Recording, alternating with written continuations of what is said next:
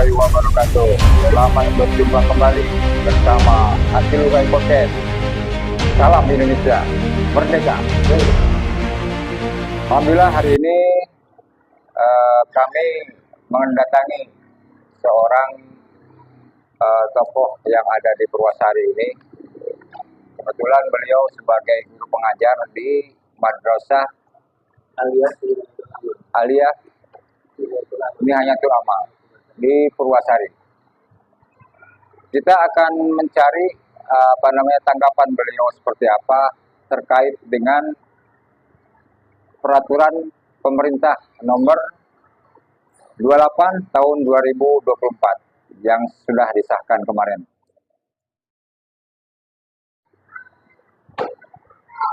Assalamualaikum. Ini kami sekedar ingin ngobrol bareng lah ya, ngobrol santai di antara dengan Bapak Haji di sini. Kami ini ingin menanyakan nih terkait dengan peraturan pemerintah nomor 28 tahun 2024 itu apa sih yang menjadi polemik di tengah masyarakat ini, gitu Pak Haji? Undang-Undang nomor 28 tahun 2024 saya sudah dapat kiriman filenya dari teman-teman karena memang jadi bahan bincangan. Saya nggak baca semuanya, cuma yang dibaca itu yang menjadi poin yang jadi perdebatan di kalangan tokoh ya, termasuk mantan Menteri Kesehatan Siti Nur Fadila, dia berkomentar juga, tokoh-tokoh dari saya lihat dari tokoh agama lain, maksudnya dan organisasi lain selain NU juga berkomentar, tokoh-tokoh besar juga banyak berkomentar. Saya jadi penasaran, saya lihat buka pasalnya, pasal apa yang mencolok. Ternyata ada yang pasal yang mencolok tentang kesehatan, itu pasal 103 ayat 4 poin E. Di situ redaksinya penyediaan alat kontrasepsi. Ini kan menjadi ramai. Kita tahulah di Indonesia tanpa ada ngomong-ngomong begini saja, anak-anak yang sudah melakukan seks bebas itu siswa, presentasinya besar sekali. Saya tidak bisa menyebutkan angka karena ya harus lihat data lagi. Tapi saya dari dengan melihat lingkungan kita sudah banyak banget yang seks bebas. Terus tontonan film porno itu sudah sampai ke anak TK.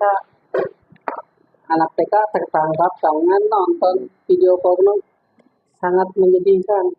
Terus guru juga di sini secara tidak sengaja mendengar obrolan anak-anak yang menceritakan beli kondom di salah satu toko online lah. Saya nggak bisa sebutkan namanya. Dia menyebutkan cara beli begini-begini. Dan memang toko online tersebut akan menutup, istilahnya menjaga privasi si anak tersebut. Jadi kalau si anak beli kondom melalui toko online, maka di situ dicampuri misalkan ditulis alat tulis. Orang tua tidak akan membuka walaupun paket diterima oleh ibunya. Karena di situ tertulisnya bukan kondom. Itu anak usia Kenal ya? Oh, tahu ya. Itu obrolan, kita menangkap obrolan anak secara tidak sengaja ya, bukan benar. Berarti mereka ada unsur ke situ. Mereka sudah paham bagaimana cara mendapatkan kondom. Mereka sudah sebagian dari mereka yang melakukan seks bebas gitu. Di lingkungan kita ya nggak aneh lah kalau anak kawin di usia SMP atau SMA kelas 1, kelas 2 ya walaupun kita nggak ngomong, hati kita pastilah curiga. Kenapa sekolah belum selesai nggak dikawinin? Kita walaupun nggak berani ngomong di mulut, ya hati kita pastilah curiga. Wajar lah kalau ada kecurigaan. Dan itu kasusnya banyak. Dan kita memang kurang keras ya dari kalangan ustadz untuk menerapkan, untuk mendakwahkan atau menceramahkan ayat wala taqrabuz zina. Kita saya akui kurang keras. Kita terlalu banyak membahas sodako, tawakal, sabar, tapi hal-hal yang merusak moral tentang perzinahan, tentang narkoba, ngelem, tawuran anak-anak, tawuran remaja, kita teh kalangan ustadz kurang gencar. Dan kita yang di kalangan ustadz ya, kekurangan dukungan dari orang tua. Kita ketika kita mendakwahkan, kita mau menghukum anak, nanti orang tua yang marah. Itulah yang kendalanya. Kita masih bisa menghukum anak kalau anak masih di lingkungan sekolah. Tapi ketika anak sudah pulang, kita tahu menjadi tetangga, statusnya sebagai tetangga kita, saya sudah tidak bisa banyak bergerak. Karena kalau kita terlalu memperlakukan mereka sebagai murid, malah orang tuanya yang protes. Ini kita untuk mengamalkan melatih publikina ya. Kalau paling saya negor, jangan terlalu pulang, ayo pulang. Kalau tetangga ya, anak tetangga, pulang udah malam. Atau kalau pakai rok mini, woi, pakai pakaian yang panjang dong bajunya. Hanya bisa menekan seperti itu. Ya kita tidak bisa maksa. Mereka ya, yang namanya manusia, laki-laki suka perempuan normal, perempuan suka laki-laki normal. Jadi kalau mereka melakukan hubungan badan normal, sama seperti binatang. Ya tapi kita sebagai manusia ada aturan. Masa mau sama dengan binatang, suka sama suka, tidur bareng, apa bedanya kita dengan ayam? Ya, kita ada norma, ada aturannya. Karena selain hubungan badan itu nanti akan ada anak. Nanti nyangkut lagi nafkah anak, nafkah istri, nanti nyangkut lagi masalah warisan. Banyak sangkut pautnya, makanya hubungan badan tidak bisa sembarangan. Harus dilakukan sesuai aturan dalam Islam. Karena supaya nanti efek-efeknya tentang warisan, tentang pengasuhan anak, tentang nafkah itu semuanya ada jalurnya. Karena udah jelas sumbernya. Kalau hubungan badan dilakukan sembarangan, nanti anak nggak jelas bapaknya, siapa yang mau menafkahi? Nanti masalah batal wudhu juga ngaruh. Ini anak siapa? Batal wudhunya gimana? Kalau dengan anak kan dalam Islam nggak batal wudhu. Itu banyak sekali efeknya. Makanya kita jaga, kita usahalah jangan sampai naluri binatang anak-anak itu muncul. Jadi kalau anak suka terhadap lawan jenis, ya itu normal naluri binatang, tapi jangan sampai naluri binatang tersebut muncul mengalahkan akal kita, mengalahkan ya doktrin agama kita. Terus tanpa ada diberi jalan pun anak sudah tahu. Misalkan contohnya alat kontrasepsi, anak sudah tahu di mana belinya, bagaimana cara belinya, berapa harganya, bagaimana cara pakai, sudah tahu. Maka tinggal nyari aja di video YouTube, nyari aja di Google, tahu. Allah menciptakan makhluk supaya makhluk itu tidak punah, maka harus bereproduksi. Nah, bereproduksinya itu harus ada naluri keterikatan dengan lawan jenis. Kita lihatlah ayam jantan berkokok untuk memanggil betinanya. Itu udah naluri ya. Burung merak pamer keindahan bulunya. Burung cendrawasih pamer bulunya. Ada burung yang pamer kicauannya. Binatang malam seperti jangkrik berbunyi untuk manggil lawan jenisnya. Semuanya ingin, ya macam-macam lah daya tariknya semuanya menunjukkan naluri binatangnya untuk berhubungan, untuk bereproduksi. Tapi normal. Ini dalam wilayah ini, mungkin kontrasepsi ini, apakah bisa disebutkan dengan naluri binatang juga seperti itu, Pak? Kalau kontrasepsinya,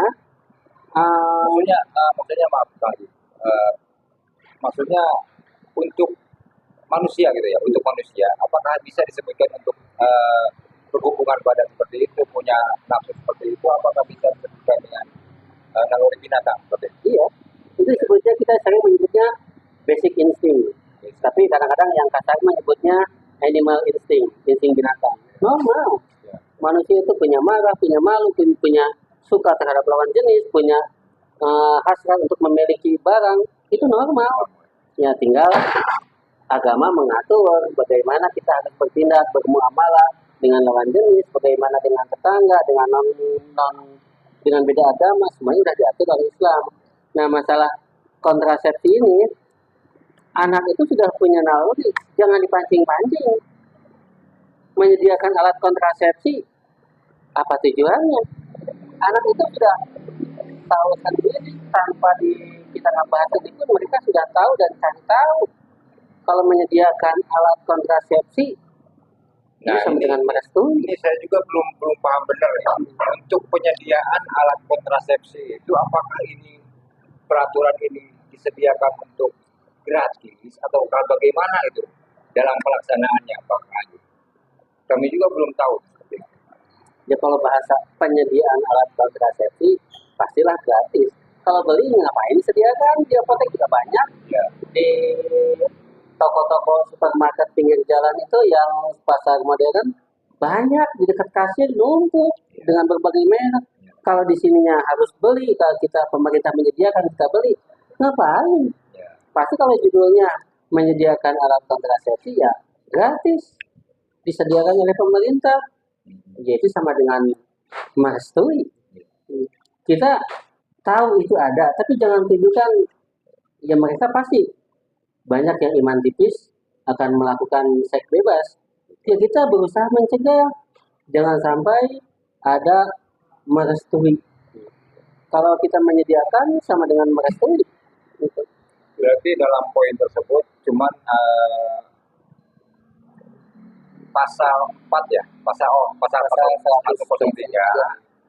poin ayat 4 poin ya. Jadi penyediaan alat kontrasepsi itu yang di apa namanya yang banyak menjadi perhatian gitu ya. Untuk yang lainnya mungkin saya belum karena yang lainnya nggak rame ya, soalnya yang lainnya menyediakan sistem reproduksi untuk dewasa ya nggak masalah lah untuk dewasa, tapi di sini yang untuk sistem reproduksi usia sekolah dan remaja itu yang jadi masalah. Usia sekolah dan remaja itu ya di bawah 18 tahun lah, dan itu anak-anak sekolah. Kita menyediakannya sama dengan merestui. Kita harus berusaha sebagai pengajar ya, sebagai guru kita punya beban moral juga ya. Iya. Nah, ini untuk selama ini pengajuan usulan untuk revisi PP 28 tahun 2024 ini sudah dilaksanakan belum? Saya tidak tahu. Kalaupun ya saya tidak punya power ya, kalaupun saya bergerak nggak apa-apa, yang penting saya ikut meramaikan. Biarlah orang-orang yang di atas, mereka lah yang nanti ngomong ke DPR untuk memberikan revisi. Saya mau ikut meramaikan aja, bikin ribut aja lah, bikin heboh. Kita bikin heboh di medsos lah, supaya nanti orang-orang jadi para tokoh-tokoh, para pembesar agama di negeri ini, mereka dan mereka bertindak. Kalau saya sih bertindak juga percuma, nggak punya power.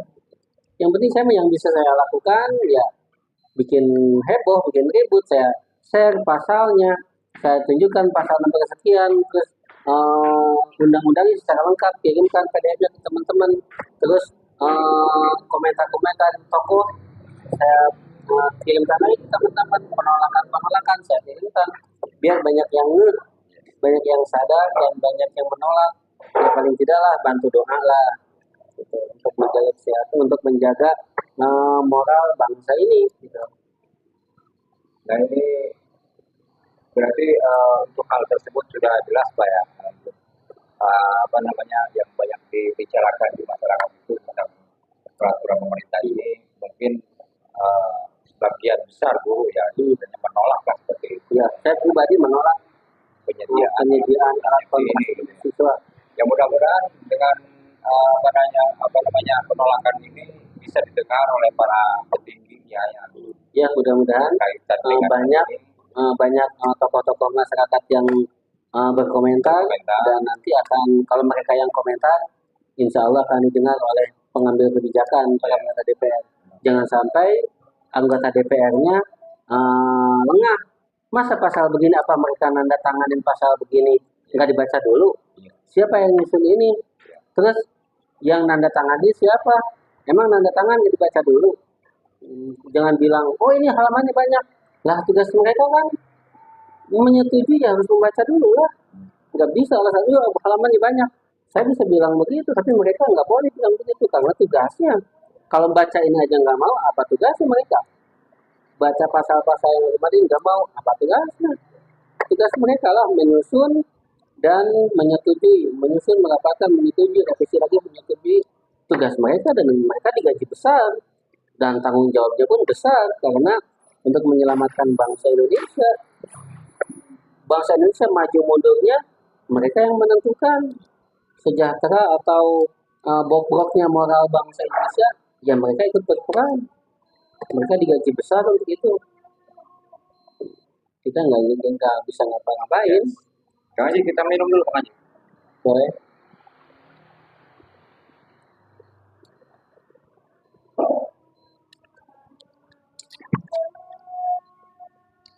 Ini yang bersuara seperti itu mungkin bukan hanya Kang Haji aja ya.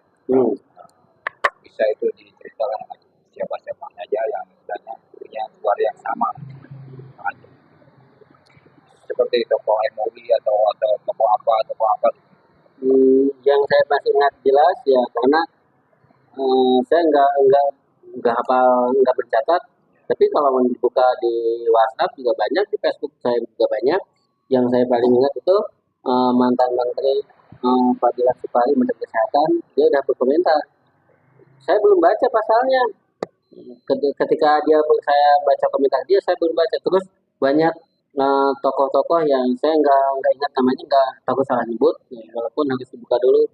Ya terus organisasi-organisasi banyak yang menolak pasal ini, menginginkan revisi.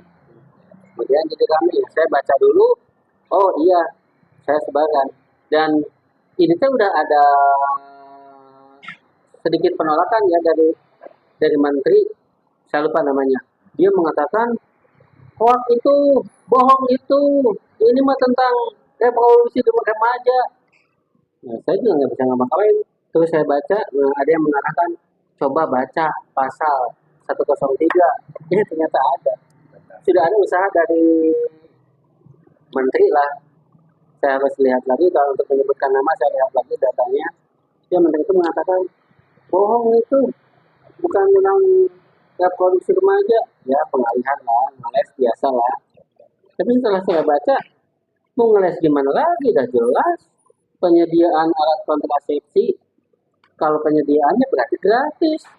Alat kontrasepsinya disesuaikan untuk laki-laki, untuk perempuan. Sama aja ngajarin, sama aja mendukung, merestui. Tanpa restu pun mereka curi-curi waktu, cari-cari kesempatan. Kasusnya banyak, apalagi kalau ini sampai disetujui, disediakan di sekolahan yang perlu alat kontrasepsi, datang ke kantor tinggal ambil. Apa jadinya bangsa ini? Tapi ini kan udah berlaku belum? Udah Udah berlaku ya? ditandatangani, tapi ya Udah berlaku ya? peraturan bisa dicabut lah. Iya. Memang udah ditandatangani tanggal kemarin bulan Juli, tanggal berapa saya lupa lagi, udah ditandatangani. Tapi bisa dicabut lah. Berarti untuk ini harapannya seperti apa Pak Haji? Mohon maaf di kamera. Saya harapannya kepada semua netizen bangsa Indonesia ikutlah menolak, membuat petisi ataupun menolak undang-undang tentang alat kontrasepsi, yang di situ ada alat kontrasepsi untuk dibagikan kepada siswa sekolah. Ya bisa dengan membagikan, bisa dengan berkomentar, bisa dengan hadir di podcast, bisa dengan minimal berdoa supaya pasal ini dicabut. Dan saya berharap kepada para tokoh-tokoh, ayolah gunakan power Anda, orang-orang yang public figure, gunakan power Anda untuk menekan anggota DPR agar merevisi pasal ini. Dan untuk para anggota DPR, saya mengingatkan bahwa tugas Anda itu sangat berat. Anda digaji besar dengan jabatan tinggi, tugas Anda pun sangat berat. Kalau Anda sampai menyebabkan bangsa ini hancur, betapa besarnya tanggung jawab Anda di akhirat nanti. Maka saya berpesan kepada Anda, para anggota DPR, selamatkan diri Anda. Terima kasih.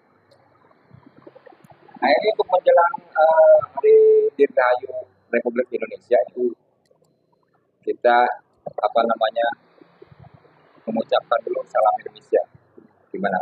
Nah, Dirgahayu Republik Indonesia yang yang ke-79. ke-79. Selamat Hari Kemerdekaan Indonesia. Nusantara baru, Indonesia maju. Nusantara baru Indonesia maju. Merdeka. Merdeka. Terima kasih Kak Haji atas informasi yang telah kami dapatkan.